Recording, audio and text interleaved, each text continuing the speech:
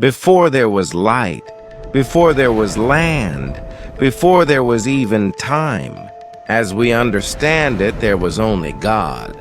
No skyline, no horizon, no breath in the air, no sound.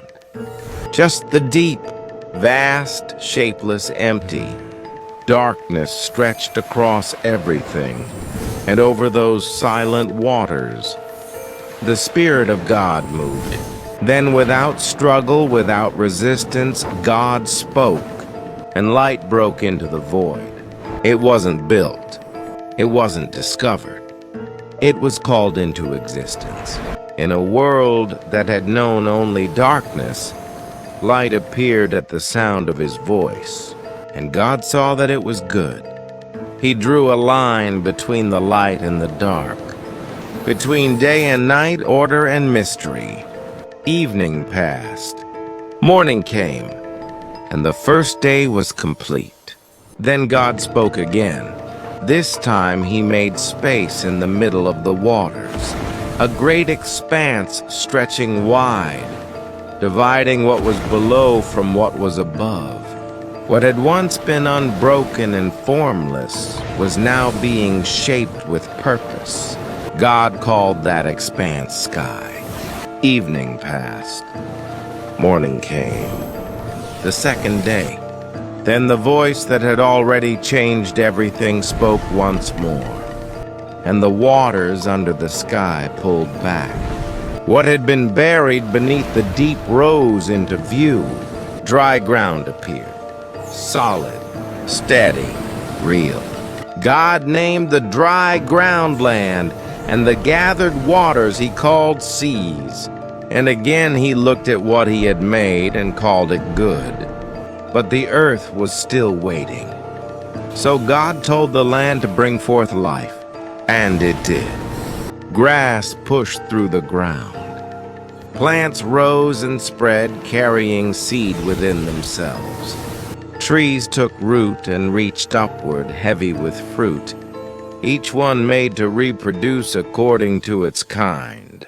What had been empty now began to breathe with quiet abundance. The world was no longer just formed. It was becoming alive, and God saw that it was good. Evening passed. Morning came. The third day. Then God turned his attention to the heavens. He placed lights in the sky, not just to shine, but to govern, to separate day from night, to mark seasons, days, and years, to become signs in the heavens over the earth below. And so he made the two great lights, the stronger one to rule the day, the lesser one to rule the night. And beyond them he scattered the stars. He set them in the sky with purpose, not randomly, not carelessly. Each one placed where he wanted it, each one answering to the order he had spoken. They gave light to the earth. They ruled over day and night. They stood as a permanent witness that darkness would never again have the final word. And God saw that it was good. Evening passed. Morning came. The fourth day. Then the stillness of sea and sky gave way to movement. God called for the waters to teem with living things, and suddenly the oceans were no longer empty. Life surged through them, great creatures of the deep, schools of living things, moving beneath the surface, every kind of sea life filling the waters he had made. And above the earth, birds cut across the open sky, winging through the air beneath the heavens. He had stretched out. For the first time, the world echoed with motion, and God saw that it was good. Then he blessed them. He told them to be fruitful, to multiply, to fill the seas, to spread across the earth. Creation was no longer simply receiving life. It was now being commanded to carry life forward. Evening passed. Morning came. The fifth day. Then God spoke to the land, and the land answered.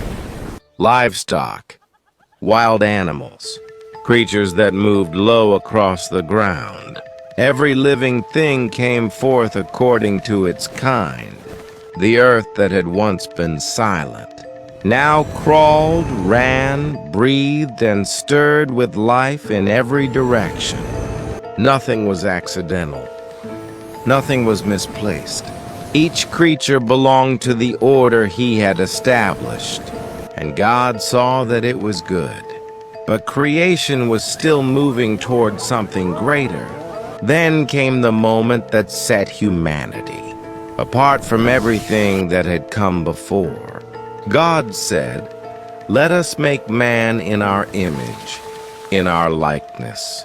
Not just another creature, not just another living thing among living things. Humanity would bear something the rest of creation did, not the image of the Creator. They would carry dignity, responsibility, identity. They would stand in the world as living reflections of the one who made it. So God created man in his own image. In the image of God, he created him. Male and female, he created them. And then he blessed them. He told them to be fruitful and multiply, to fill the earth and bring it under their care, to rule over the fish of the sea, the birds of the air, and every living thing that moved upon the ground. This was not permission for chaos. It was a calling to stewardship.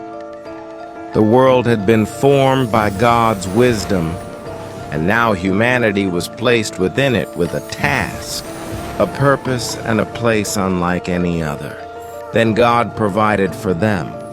He gave them every seed-bearing plant across the earth, every tree with fruit containing seed. These would be theirs for food. And he gave the green plants to the beasts of the earth, the birds of the air, and every creature that carried the breath of life.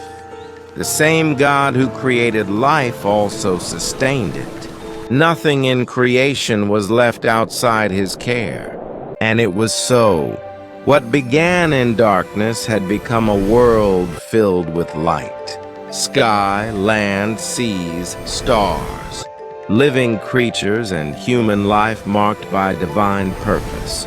Step by step, word by word, God had brought order out of chaos and life out of emptiness. And over it all was the same verdict he had spoken from the beginning. It was good.